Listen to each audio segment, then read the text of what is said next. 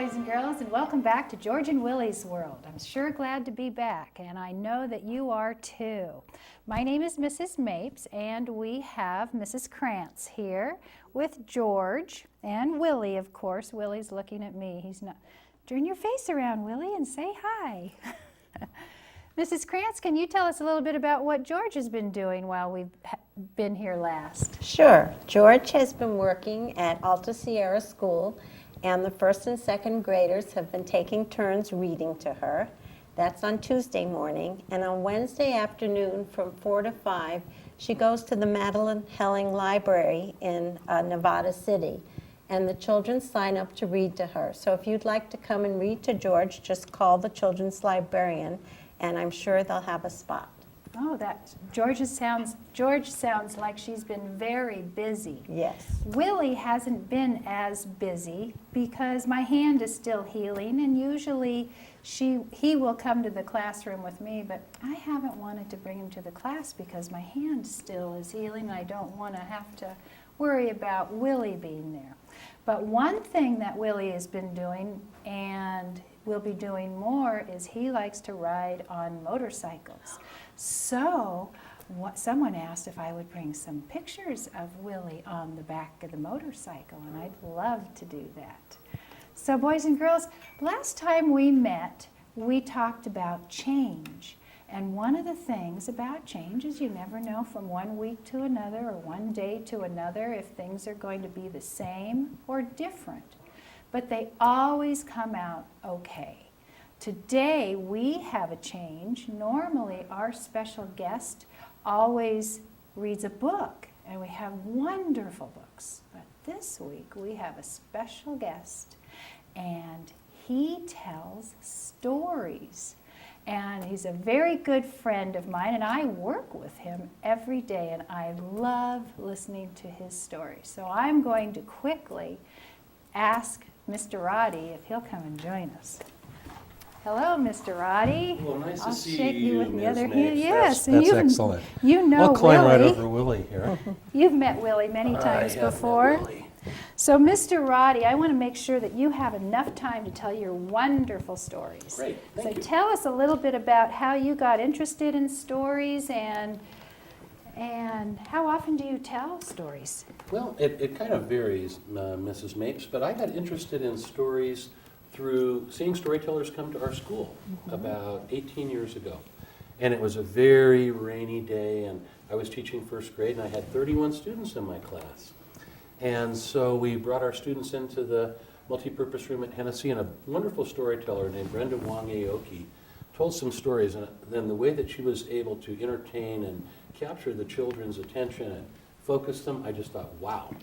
And I also saw, we have a great storyteller in our town named Izzy Twinsky that I've seen, and Utah Phillips. And so it kind of got me interested in storytelling, and I listened to storytellers, I went to storytelling festivals, and the school was very supportive in helping me advance that.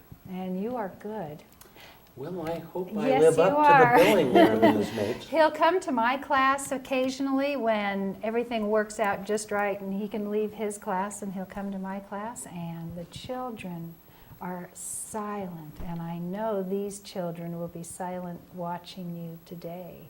So during the day you also teach school as a regular teacher? Correct. I'm a fourth grade teacher at Hennessy, and so it's just a part of the great experience of teaching that I do. Yes. Well, I am so excited that you're here.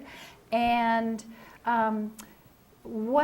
instead of reading stories, you tell stories. And so the name for you would be, you are a storyteller. That's correct. So boys and girls at home, we have storyteller Mr. Roddy, and I don't know what the story is going to be about, so I'm just going to let you get started. I'd be happy to, and then we can talk a little more. Absolutely, and I think Willy is just going to Willy relax. is very interested. Yes, and so is George, and So is George. and so I'm looking forward to this. So Yes. boys and girls, enjoy the story. Thank you. Sit back and enjoy. Thank you very much. This story is called Do Not Open. And it's a story that I heard other storytellers tell, and also I came to find that it's a book in the Hennessy Library. So I'm just going to get started with it. Please. Mrs. Moody was a beachcomber, she lived on a cliff above the ocean with her cat, whose name was Captain Kidd. Now, she found Captain Kidd one day down at the beach. And being a beachcomber, she loved to go down after storms or when the tide was high and see what she could find. So one day she went down to the beach and she saw this little ball of fur in the sand. And so she picked it up and it was this tiny kitten. Could just fit right in the palm of her hand. And she thought the kitten wasn't alive. She picked it up and she looked at it and she took her pinky finger. She placed it right on the kitten's chest and very gently gave it kitty CPR. And all of a sudden it kind of went meow. And that became her loved pet named Captain Kidd. Now, Captain Kidd helped her by catching all of the mice and bugs and things like that. Mrs. Moody didn't like little things.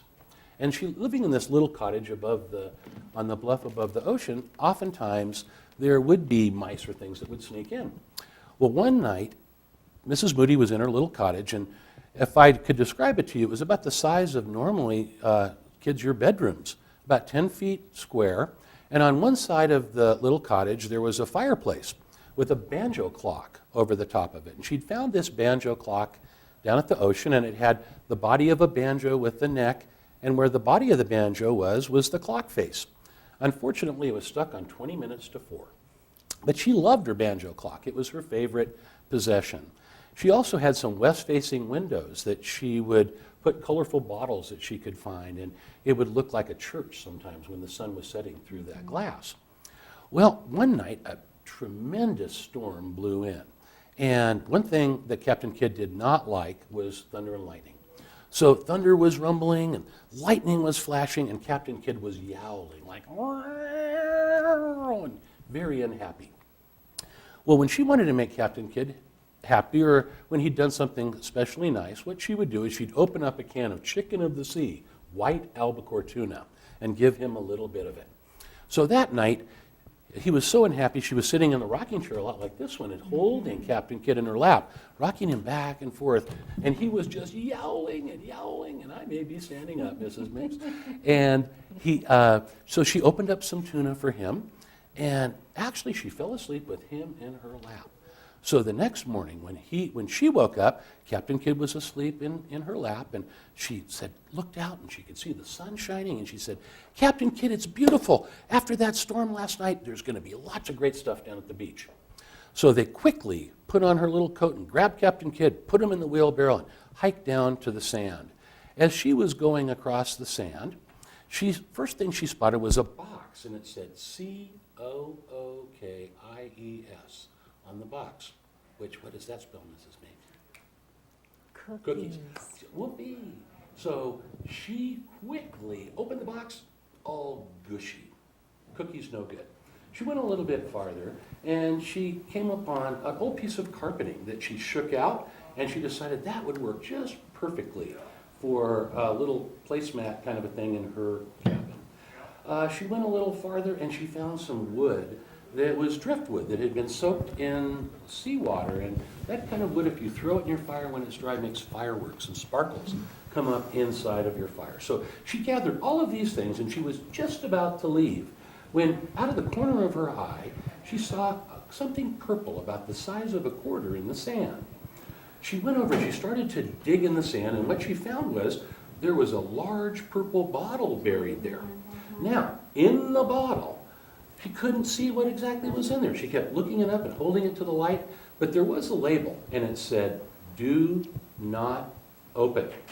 Now, she looked at the lid or the cork of the bottle, and it was all sealed with wax and shoved in there. And so she said to Captain Kidd, "Captain Kidd, do you think we should open this bottle?" And he went, "Meow." No, he did not want to have her open the bottle. Well, she whipped out her little pocket knife, and she started to scrape at the neck of that purple bottle. After a while, she had the wax off and grabbed it in her hands and started to squeeze it back and forth until it started to move, and finally the cork popped out of the bottle.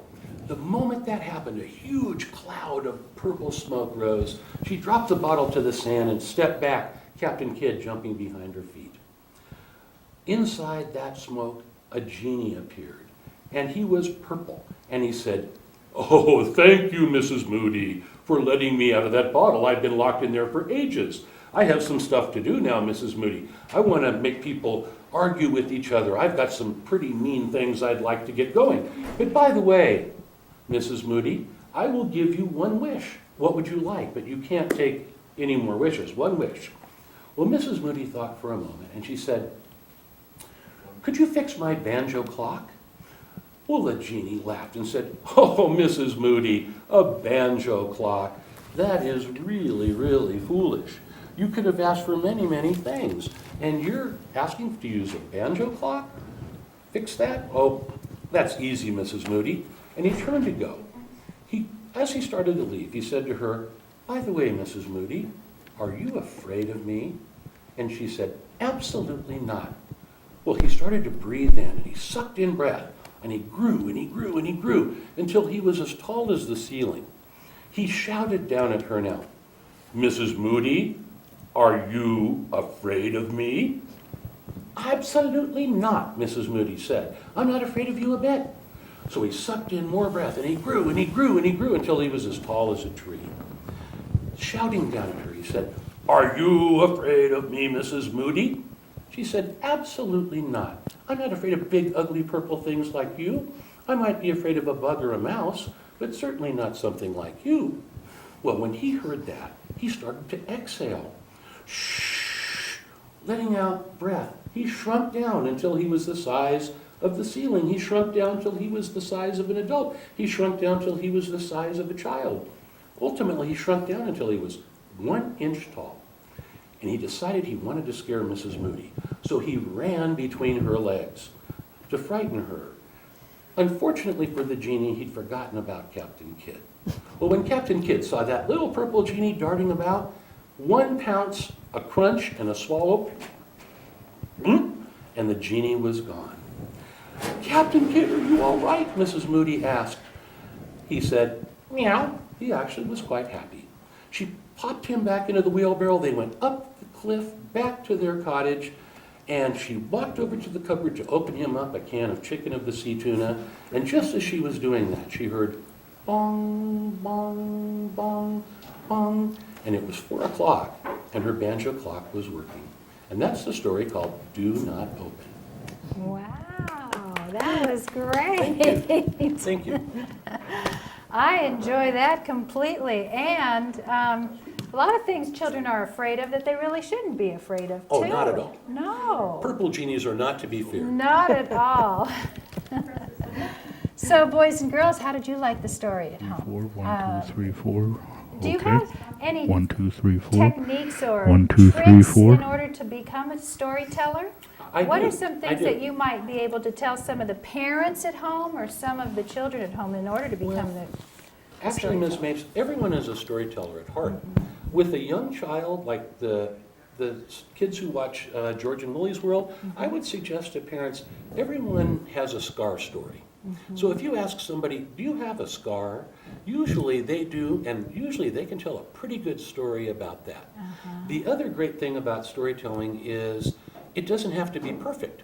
So if one of your viewers wanted to retell the story of Do Not Open, and they told it and maybe change it a little bit, that's what storytelling is all about.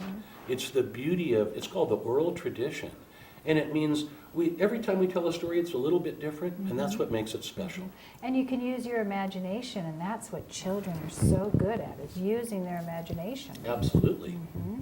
Right now, the children in my class are using their imagination if a spaceship came down and what would happen, because we're learning about outer space and the planets, and we're using our imagination. So they could actually become storytellers by telling those stories out loud.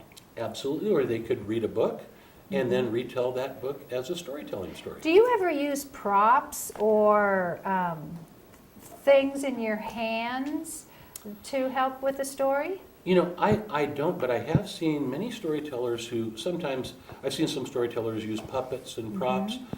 Most of the time it pretty much is just the oral tradition, and it's the words and the way they're said that become intriguing. But there are some props. Wow. I don't use them myself. But the words itself are wonderful. Yes. And when you think about, we really have only had books for about 500 years. And I know it's important to read, and that's what we're here for. But before that time, the only way people could tell stories was through using their voices. And so the oral tradition is thousands and thousands of years actually older than reading.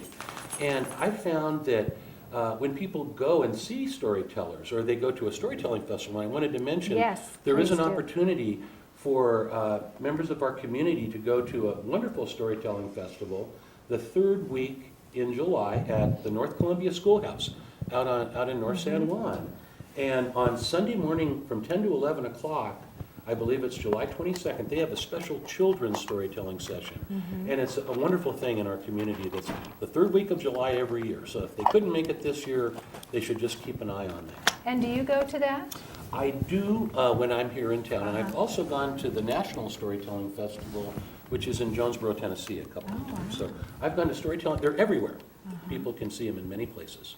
And do you have any questions about storytelling for Mr. Roddy? Or? Well, at the Storytelling Festival, will they have children as well as adults telling stories? Actually, at this storytelling festival, they have professional tellers. So you would not see children telling, although they have what's called a swapping ground. So if a child wanted to tell a story, there would be an area for people to go and trade stories. So there is that opportunity there. Right. Wow. Well, I want you to stay right where you are. I'm hoping to. And we're going to be making some crafts that Fun. might go along with the storytelling. It looks great. Okay. So We'll just switch stay there, and I might need your places. help holding some You tape let for me know. Okay. So boys and girls at home, I'm getting all tangled up. There we go. Let me move this out of the way. We have 3 or 4 different activities here that we can make. And one of them, if you have a story that you'd like to tell that has to have something to do with kings or queens, maybe you can make a king or queen hat. Or maybe if you want to be a princess, you can make a princess hat. And we have some right here. And also, how many times have you thought about fighting a fire-breathing dragon? Do you have any of those kind of stories? Oh, absolutely. Yes, and we have shields and all kinds of staffs that you can do that with. Because storytelling is using your imagination too, just like making all of these crafts. So let's get started with a couple of the things we have. This is a crown. It's a little small for me, and I tried to put it on Willy, but Willy just tried to brush it off. And George didn't like it. George wasn't quite sure about it too, but it's just right for you. And what we do, parents at home, they're going to need your help with this. And I know that you have poster board paper. You can buy poster board at Ben Franklin or at any of the craft stores around the area, Staples. And what you do is there's 2 hats on this one poster board. So we're going to start with the king and queen hat. And all you do is, I'm going to have you cut this because my hand is not back to normal for scissors.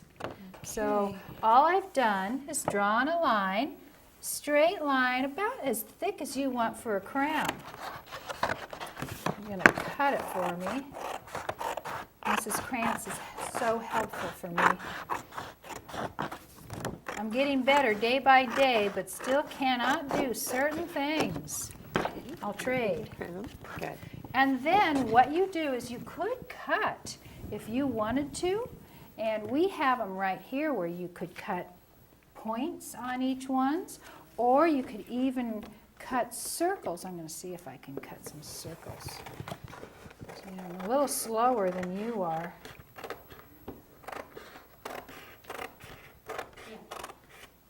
And I'm just kind of going slow, just to show you what you can do.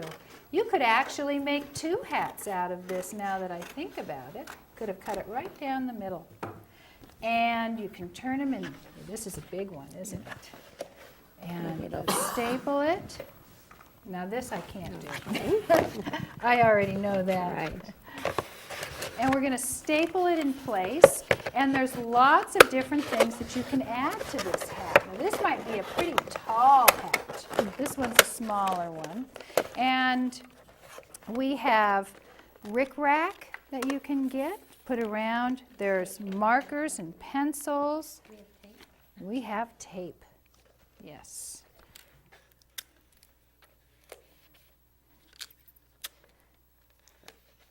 One more. It's going to be a very nice crown. And so then what you can do is there's all different kinds of construction papers. You can put construction paper around and put tape or glue stick or glue, but I'm just going to use tape because it's easy for now, just to kind of get an idea of what you can do. And maybe along the top you want to have some blue. There's a heart that was cut out. Let's see, what other color? How about red? And I'm going to, yeah, you know what I'm going to have you do is cut a couple hearts. Can you cut a couple hearts for me? We'll find out. And I'm only doing the front of this, but you can do however you want.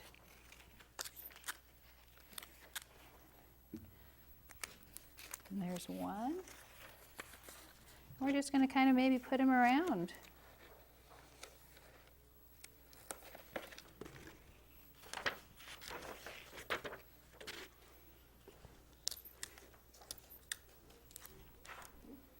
And that's perfect. And once you get them all done, you can draw on them with markers and all kinds of things, and there's a hat. Now you can cut that down and make it smaller and all the designs, but that's one thing. This one Almost fits a fits little you. better, huh? I might just leave it on. Looks like a chef's hat. Should I cut this out? You think it is? Okay, Queen of Hearts. Another hat we have is the princess hat. And this really does look like a princess hat, doesn't it? If I were younger, I would wear this a lot.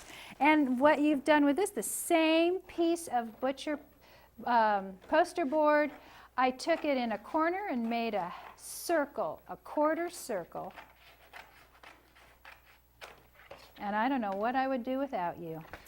And all it is it's a corner from the poster paper, and I just made a quarter of a circle. And then I take that point and I wrap it around.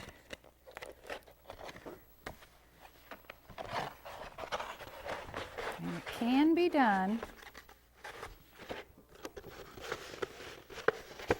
Just has to be done kind of, there, we're getting closer. Closer, it just takes two hands, and one of them has to be a parent's one. Parent's hands. Oh, there goes my hat. And after you make that into your your cone, it's a cone shape. If you were going to school, that would be a cone shape. And then you can decorate all the other things that go along with it. The same way, lots of tape and lots of construction paper and cutting out hearts just like we did and putting it on. And you know what I really like is this. Isn't that neat? I love that. Another activity that you can make is when you want to kill all those fire-breathing dragons. And this is a shield. And in this shield, it's just a piece of cardboard cut the way you want it to, and tissue paper. There's lots of tissue. Could you hold on to my shield? And cut it over the top of it, glue it, and in the back we've made some straps so you can hold on to it when you are fighting whatever it is that you fight to hide behind. So that's a great. Would you mind holding that?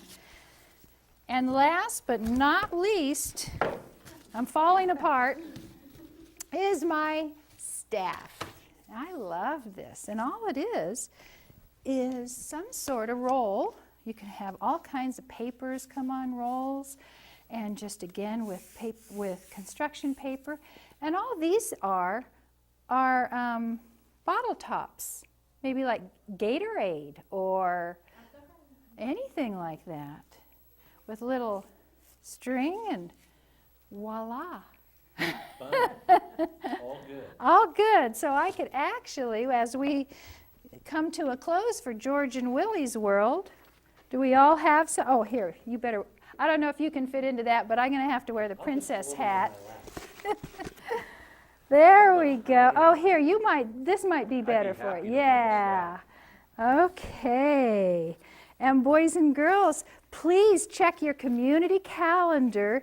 And if you have any letters that you would like to write to George and Willy's World, please write them to 235 South Auburn Street in Grass Valley, 95945. If we get any letters, we'd love to read them on the air for you. And until next time, make sure that you listen to lots of stories, do your jobs, and have fun playing. And before we go, Mr. Roddy, let's see. I want to come back. Are you? Would you please come back? Oh, we'd love to have you back. And another story. So We'll reinforce this chair. Yes. And then we'll come back again. Okay. And boys and girls at home, thank you for being with us. And until next time, join us. Bye-bye. Well, that was wonderful. Thank you so much for coming. I always like